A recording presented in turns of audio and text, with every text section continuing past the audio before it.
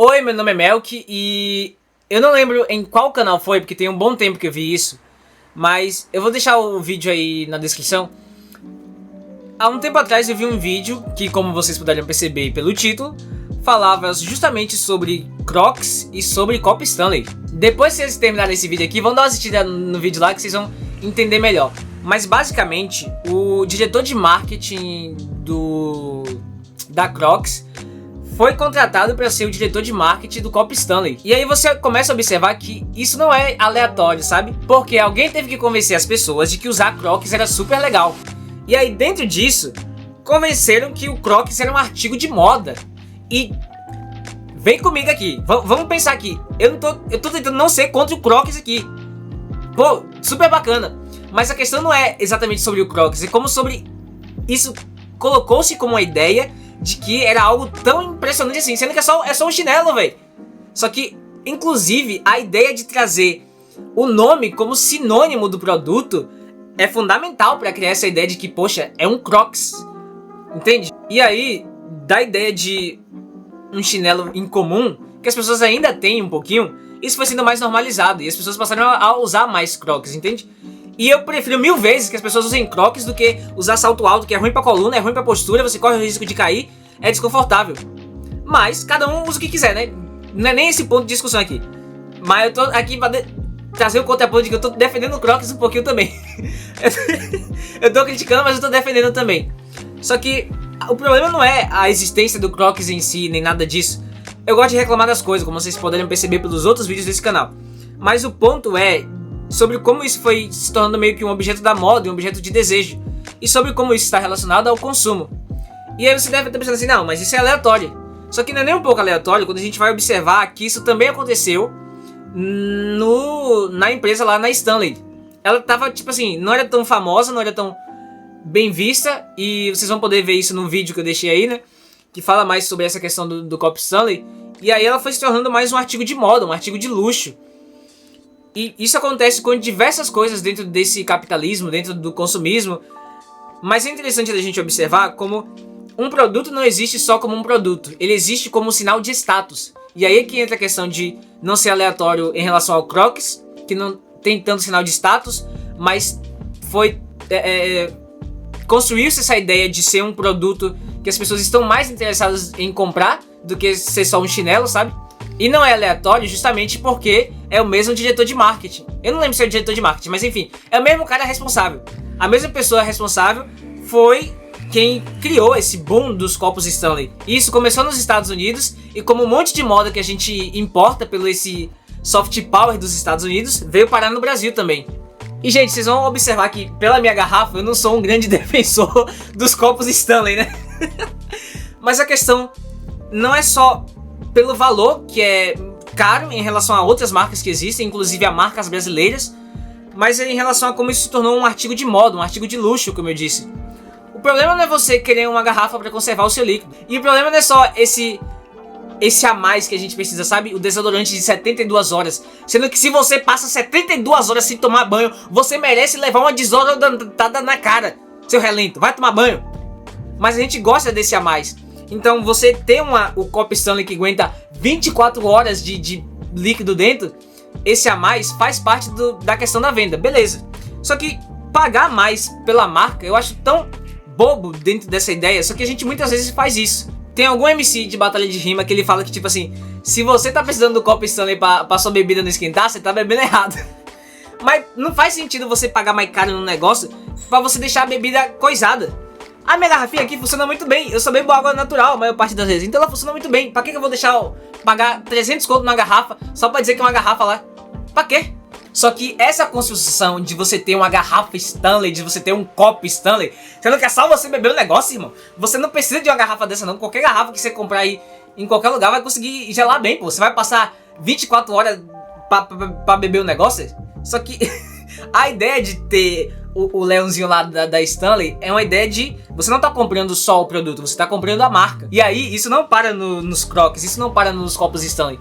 Isso vai para além disso. Quando a gente observa essa relação que a gente tem de comprar algo pela marca e não pelo produto, fica ainda mais prejudicial quando a gente compra coisas que são mais caras. O Copa Stanley vai ter uso, o Crocs vai ter uso.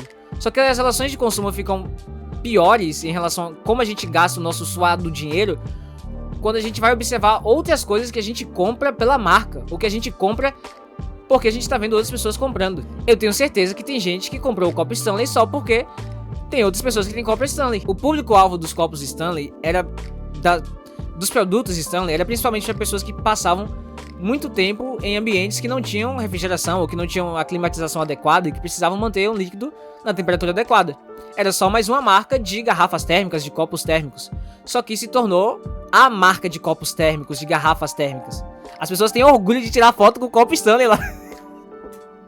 E aí quando se desenvolve essa relação com a marca e não com o produto, você tá comprando não um utensílio, você tá comprando um objeto para se exibir, você tá comprando um objeto da moda.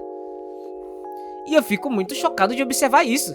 Vamos criticar as pessoas aqui? Porque como eu já falei nesse vídeo, eu gosto de reclamar das coisas. Eu não vou entrar aqui no ponto de o que é melhor, Samsung, ou iPhone, ou Xiaomi. Não é esse o ponto de discussão.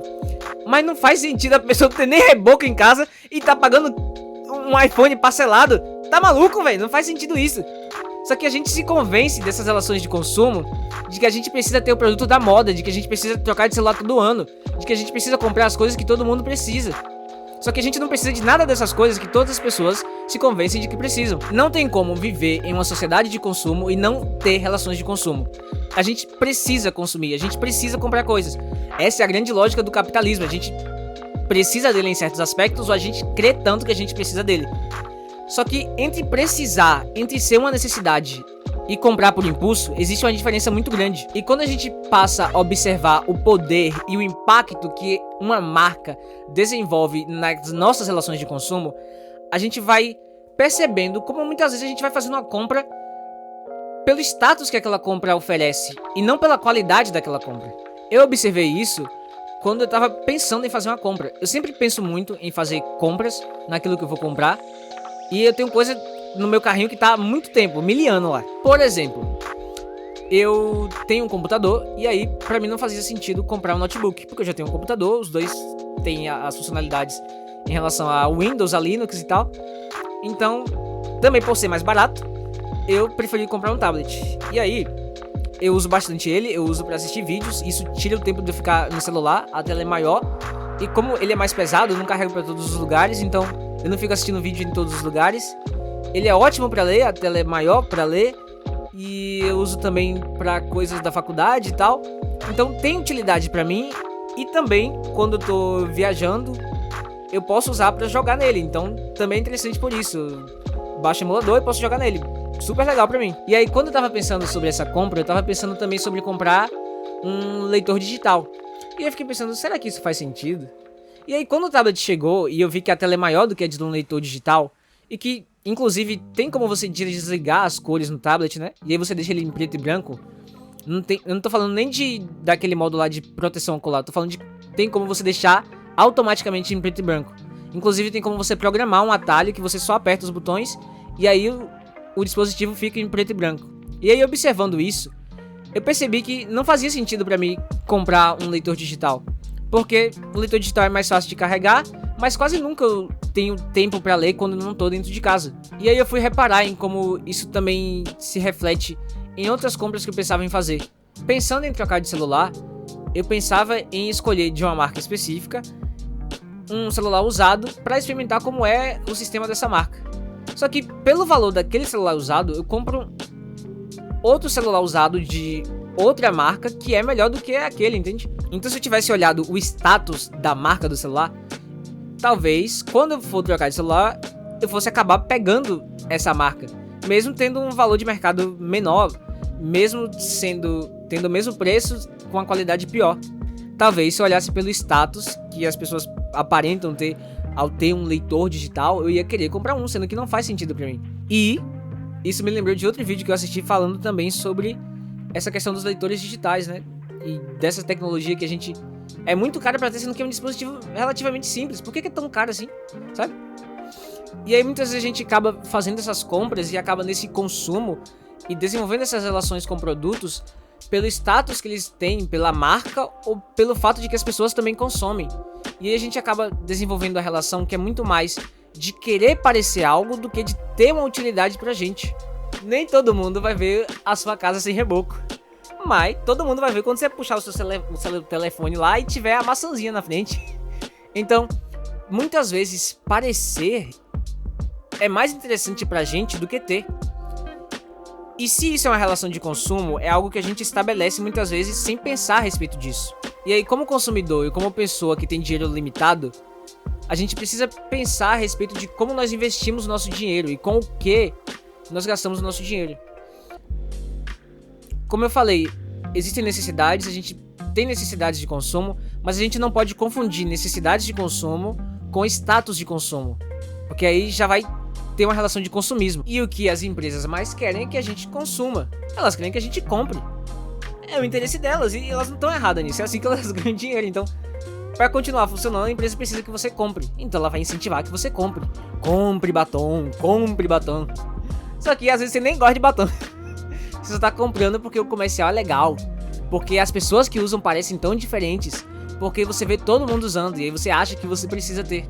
Mas, em conclusão, é como eu disse em outro vídeo. Ou a gente deixa de ser idiota, ou a gente deixa os idiotas nos comandarem.